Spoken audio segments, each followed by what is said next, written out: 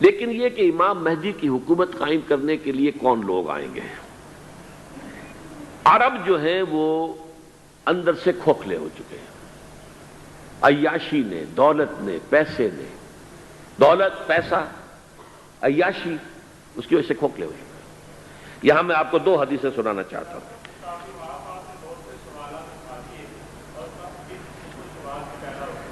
بہت سے ہو گئے، آپ اطمینان سے تشریف رکھیے۔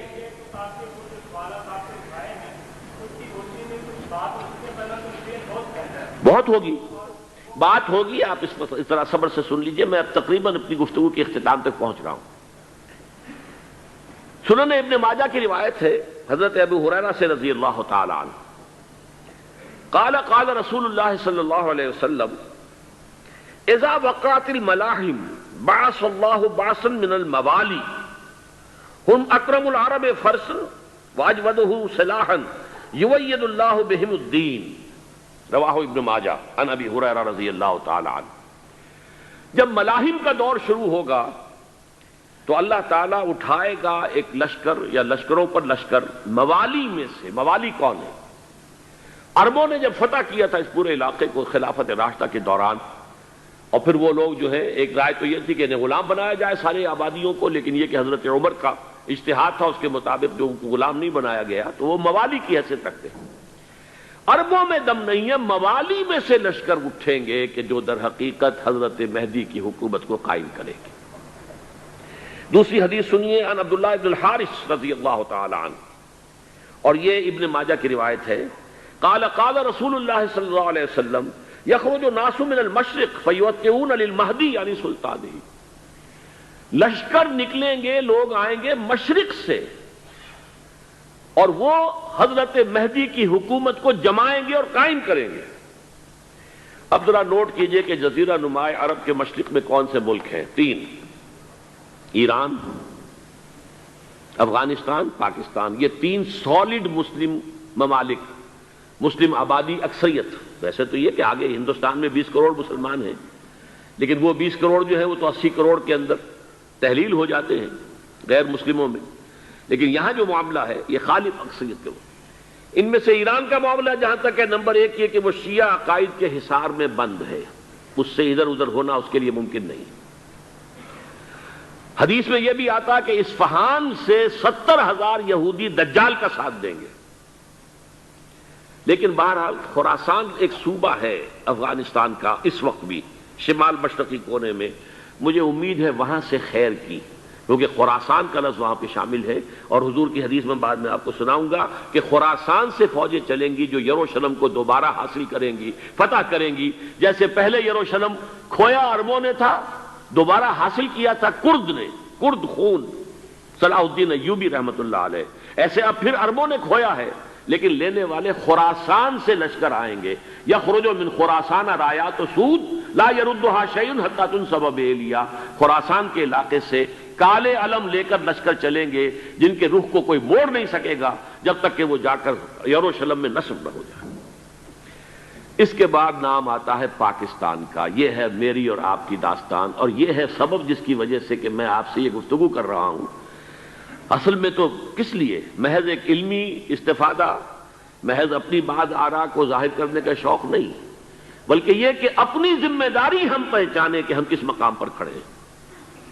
دیکھیے، اس پاکستان کے بارے میں یا ہندوستان کے بارے میں علامہ اقبال نے کہا تھا اپنے ترانہ ملی میں، میرے عرب کو آئی ٹھنڈی ہوا جہاں سے، میرا وطن وہی ہے، میرا وطن وہی ہے۔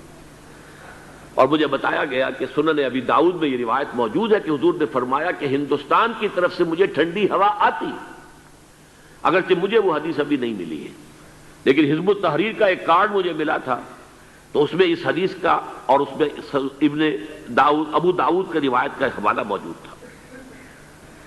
لیکن میں جو چیز آپ کو بتا چکا ہوں وہ یہ کہ الف ثانی کا پورا تجدیدی کارنامہ اس ہندوستان کی سرزمین میں ہوا۔ مجدد الف ثانی شیخ احمد سرندی، شاہ ولی اللہ دہلوی، سید احمد بریلوی، وہ تو ہمارے پاکستان میں آ کر جو ہے ان کا خون جذب ہوا ارض پاکستان میں۔ پھر شیخ الہند مولانا محمود حسن۔ تحریک خلافت چلی تو صرف ہندوستان میں چلی اور کہیں نہیں چلی۔ آزادی کی تحریک چلی پوری دنیا میں، وہ نیشنلزم کی بنیاد پر چلی، ملے نیشنلزم، عرب نیشنلزم، ترک نیشنلزم، ہمارے ہاں چلی تو اسلام کے نام پر پاکستان کا مطلب کیا؟ لا الہ الا اللہ۔ پھر پاکستان قائم ہوا معجزے کے طور پر، بلکہ نازل ہوا ہے لیلۃ القدر میں، انا انزلناہ فی لیلۃ القدر، جیسے قرآن نازل ہوا لیلۃ القدر میں، یہ پاکستان بھی نازل ہوا لیلۃ القدر میں۔ اس کا برقرار رہنا ابھی تک معجزہ ہے۔ ہندو یہ سمجھتا تھا، کانگریس سمجھتی تھی کہ جھٹپٹ ختم ہو جائے گا۔ پھر یہ کہ اس کا قرارداد مقاصد کا پاس ہو جانا، مزید بھی اور اضافی دفعات دستور میں آ جانا، اب کمرشل انٹرسٹ کو ربا قرار دے کر حرام قرار دینا، یہ سارے لینڈ مارکس ہیں کہ جو اشارہ کر رہے ہیں کسی چیز کی طرف، معاملہ کدھر جا رہا ہے۔ پھر یہ کہ یہ جو 14ویں صدی کے مجدد تھے شیخ الہند، اس کے بعد سے کچھ ایسی شخصیتیں عظیم پیدا ہوئی ہیں ہند میں، جن کو میں سمجھتا ہوں کہ 14ویں صدی کے مجدد اور 15ویں صدی کے مجدد کے درمیان، یہ 15ویں صدی کے مجدد کی راہ کو سیدھا کرنے والے، جیسے کہ حضرت یحییٰ نے کہا تھا میں تو آنے والے کا راستہ سیدھا کر رہا ہوں حضرت عیسیٰ کے لیے، ایسے ہی 15ویں صدی کے لیے امام مہدی کے لیے راستہ صاف کرنے والے سب سے پہلے علامہ اقبال، جنہوں نے اسلام کا تصور دین کی حیثیت سے دوبارہ زندہ کیا ہے، ورنہ اسلام ایک مذہب کی شکل اختیار کر چکا تھا۔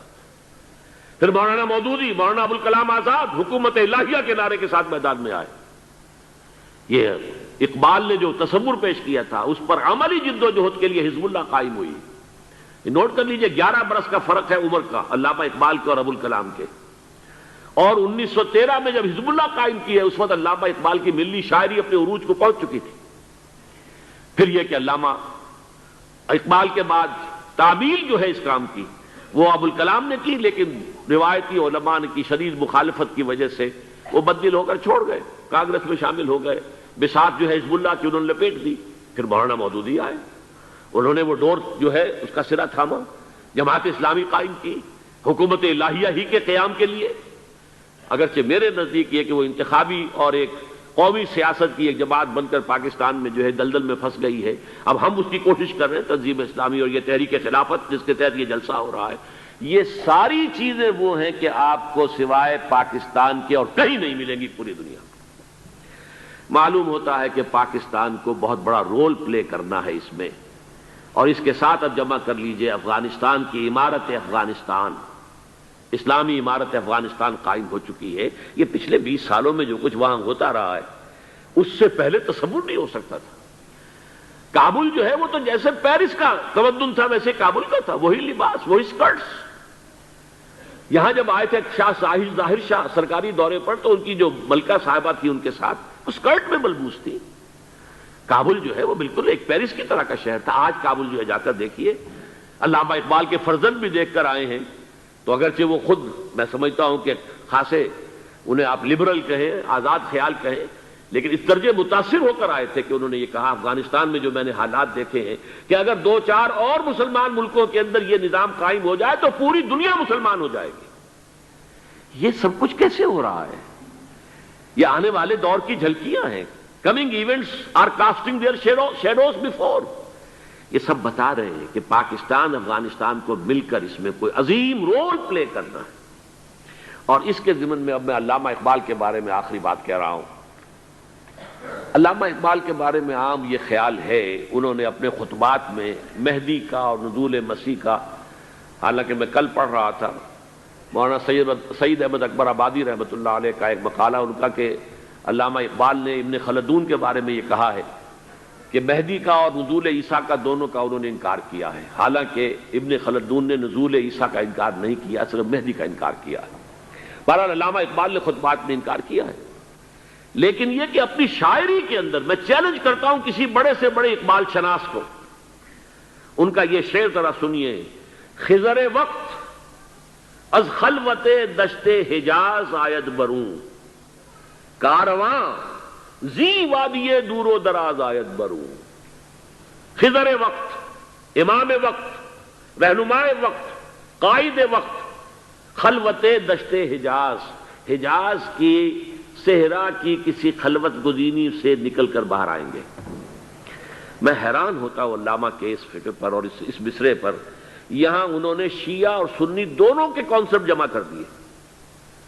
شیعہ کا کانسیپٹ یہ چھپے ہوئے کسی غار میں وہاں سے برآمد ہوں گے، اور ہمارا کانسیپٹ میں ام سلمہ رضی اللہ تعالیٰ عنہ کی حدیث سنا چکا، چھپے ہوئے ہوں گے وہ وہاں پر، مدینے سے نکل کر آ کر مکے میں چھپ جائیں گے۔ اس خانہ جنگی کی حالت میں لوگ ان کی طرف دیکھ رہے ہوں گے، سوچتے ہوں گے انہیں میدان میں آنا چاہیے، کوئی پارٹ پلے کرنا چاہیے، امت کی رہنمائی کرنی چاہیے، لیکن وہ چھپیں گے، وہ کارے ہوں گے، وہ اس ذمہ داری کو قبول نہیں کرنا چاہیں گے، جا کے چھپ جائیں گے مکے میں، وہاں سے مکے والے انہیں نکالیں گے، اور وہ کارے ہوں گے، انہیں بالکل یہ پسند نہیں ہوگا کہ ذمہ داری اٹھائیں۔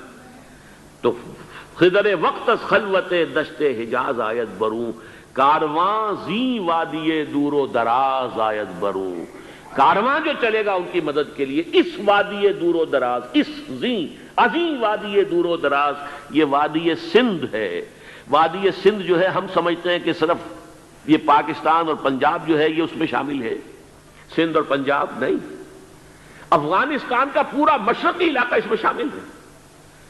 جیسے دریائے جیلم سندھ میں جا رہا ہے، جیسے دریائے گلگت سندھ میں آ کر ملتا ہے، جیسے دریائے چناب اور راوی اور جیلم اور یہ سب جا رہے ہیں اور آ رہے ہیں، اسی طرح دریائے کابل کہاں سے آ رہا ہے، دریائے گومل کہاں سے آ رہا ہے، ٹوچی کہاں سے آ رہا ہے، یہ سارا جو ہے ڈرین جو ہو رہا ہے، ایسٹرن جو ہے پارٹ آف افغانستان، یہ سب وادی ہے۔ اس وادی کے یہ دو حصے ہیں، ایک حصہ جو ہے یہ ادھر پاکستان میں ہے، اور اسی وادی کا دوسرا حصہ جو ہے وہ افغانستان میں ہے۔ کارواں زیں وادی دور و دراز آیت بروں، کارواں چلے گا یہاں سے، یخرج ناس من المشرق یؤتون للمہدی یعنی سلطان ہی، مشرق سے فوجیں چلیں گی کہ جو مہدی کی حکومت قائم کریں گی، اور یخرج من خراسان رایات و سود، اور خراسان سے سیاہ پرچم چلیں گے کہ جن کا رخ کوئی موڑ نہیں سکے گا، حتیٰ تنصب بیلیا، یہاں تک کہ وہ جا کر یروشلم کے اندر نصب ہو جائیں گے۔ حضرات، میں ایک میری گفتگو کا حصہ باقی تھا لیکن میں اسے چھوڑ رہا ہوں، اس لیے کہ گلوبلائزیشن جو اس کی ہوگی، جو خلافت علی منہاج النبوہ کی تجرید کامل حضرت مہدی کے ہاتھوں عرب میں ہوگی، اس سے پہلے اس کے لیے محنت، کوشش، جد و جہد پاکستان اور افغانستان میں ہو چکی ہوگی جو اسے سپورٹ کرے گی اور وہاں جا کر حکومت قائم کرے گی۔ اس کے بعد گلوبلائزیشن کا جو مرحلہ اس کا ہے وہ حضرت مہدی کے ہاتھوں نہیں ہے، وہ حضرت عیسیٰ ابن مریم ان کے نزول کے بعد ہے، جن کے نزول کے بعد دجال کا خاتمہ ہوگا اور یہودیوں کا استحصال ہوگا، مسلمانوں پر بھی بڑی تکالیف عربوں پر آئیں گی، شدائد آئیں گے، لیکن یہ وہ میں حصہ جو اپنی گفتگو کا آج چھوڑ رہا ہوں اس لیے کہ میں دیکھ رہا ہوں کہ بعض حضرات کا صبر کا پیمانہ اب لبریز ہو رہا ہے، تو میں اس حصے کو پھر ملتوی رکھتا ہوں کسی دوسری محفل اور کسی دوسری مجلس اور نشست پر۔